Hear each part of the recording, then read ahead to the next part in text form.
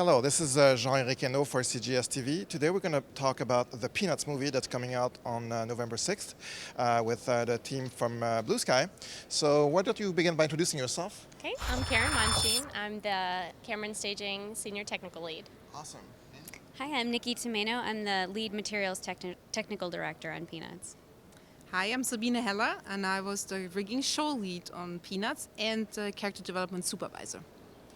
Okay, so let's begin by the look of the movie. I mean, this is something that's really unique. It still has to look like the original cartoon, but at the same time giving a cutting-edge look to it. How does that work? Well, it starts with the strip. We wanted to be really faithful to get the Charles Schulz 2D appeal across in 3D.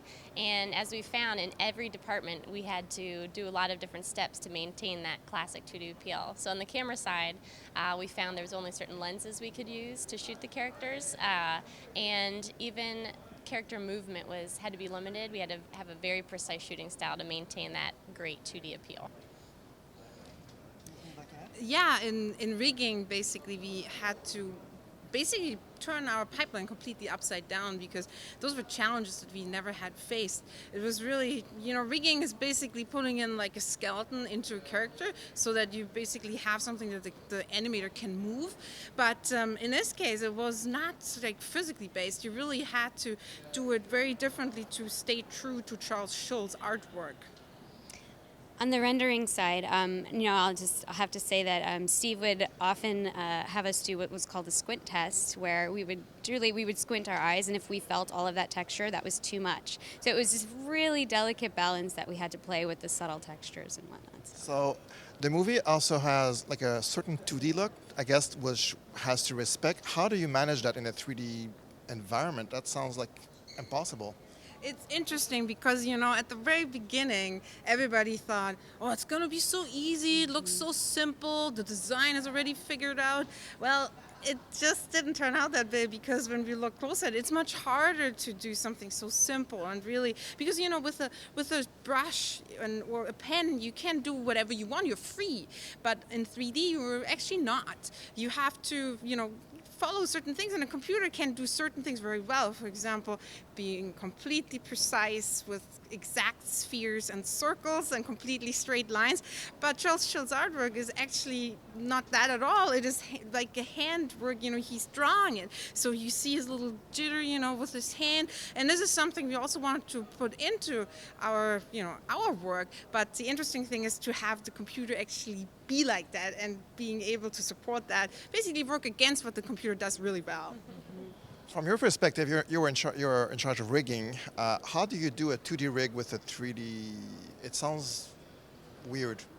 Yeah, there was a lot of exploration. We ran in a lot of, dead ends, I would call it. We tried everything that we knew. We were, for example, just thinking about the eyes. We were trying to put the regular eye socket in, but it just doesn't work because how Charles Schulz is drawing it, it's basically, the eye moves all over the place. So, and there is not really any eye socket. If you look at it, it's really just dots and lines, and there's just an indication. So just interpreting this in 3D was very difficult. And from a design perspective, also, how do you change a classic without changing it? Right, well, we really had to make sure that we took that pen line and carried it across. So even in sets, not just the characters, the sets had to look like they came from the world that he drew. So Charles Schulz's nickname was Sparky. So and the wobble that he put into his pen line so we called it the Sparky Wobble. So we had to make sure any model that was made, any asset had a Sparky Wobble, and that helped, really bring it alive. Were there any cases when sometimes something looked a bit too 3D? Definitely in the beginning, definitely. Definitely on the rendering side, like I was saying earlier with the squint test, we actually did, our entire, background set materials work and had it approved. But once we brought the characters into that environment, we realized we would have to go back and revisit the materials because they were too much texture in them. So. Tell us about the colors used in the movie, because it seems to be a very restricted palette. How do you work with that? Well, the art director Nash Dunnigan really did a great pass, and he worked closely, with materials and everybody. There was color packets that they would create. After every sequence goes through in camera and staging, we hand that over to the design department, and they'd create we create a light arrows pass for them, which ultimately informs the color script. So the color script is where you literally see every sequence in the movie and how it comes together, and you can start to refine the palette just seeing it at that level. And I guess you also have like day scenes, night scenes. The palettes must change. With how do you change a color without changing the colors? I guess. Yeah, I mean, it's mostly lighting and materials Yeah, together. actually, it was a lot of the form really helped us out, in this way that where we would have these somewhat, you would call it flat looking textures or flat looking characters, but just the subtle form and all of the shaping work that rigging provided for animation really helped with that, and it really helped those graphic shapes integrate with each other. How much R&D did Blue Sky have to do for this film? There must have been a lot of challenges on that respect also.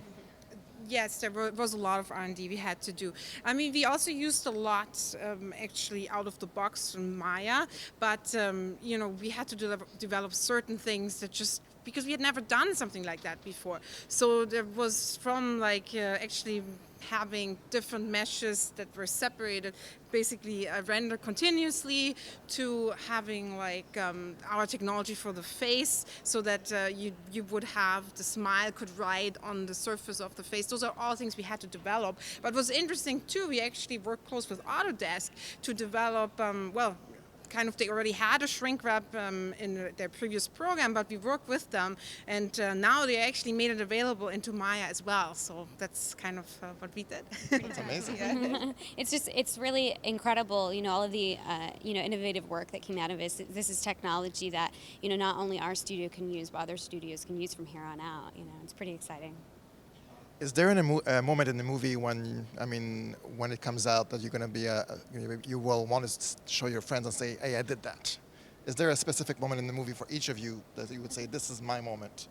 I think for me, it's just a lot of the interiors and some of the early sequences. I feel when we go to the wrap party and we watch it together, there's definitely certain shots or sequences that you just want to sort of stand up and cheer because either you worked terribly hard on it or you just know the background story behind it. So there'll definitely be a lot of moments in the film for me. And for you? It was funny, I had that moment in the middle of production. Before anything was released, I just wanted to show my family so bad and show my friends because, even Steve said it, there was just a moment where he knew that we could do this, and that was sort of the moment that we all wanted to share. So. It's kind of funny because when you do rigging, you don't really work on shots, right? But basically, without rigging, nothing would move. So in a way, you have your hands everywhere a little bit. But but what is kind of funny for me personally, it's actually the eyes. Every time I see the eyes move, I feel like ha! And I was mainly developing parts of those new technology that really made that happen. So that's it for me. 10 years from now, what do you think you'll remember from this project? I think collaboration was the name of the game for this. I really think all the departments had to really come together to achieve this. It was the simplest, hardest film we've ever made, and without collaboration, we couldn't have Because done it. you guys have done quite a few amazing We've projects done very before. hard projects, but this looked so simple on the surface, but underneath, we were just really working hard. Because Peanuts is so sacred to everybody, it was a labor of love for us. So we would skip lunches and we would stay late at work. And I remember, what I'll remember 10 years from now is being in Savina's office working with her, every day. Yeah, I totally agree. Collaboration, and also, the trust that production management actually had in us, because we pushed it really hard. Like we said, we're not going to rig any other character until Charlie Brown is done. And that's a big commitment. It took 1.5 years. So this is really hard. And after 1.5 years, you don't have any other character done. So they really trusted in us that we could do it, and we did. So the way you describe it, it sounds like a big family in a way.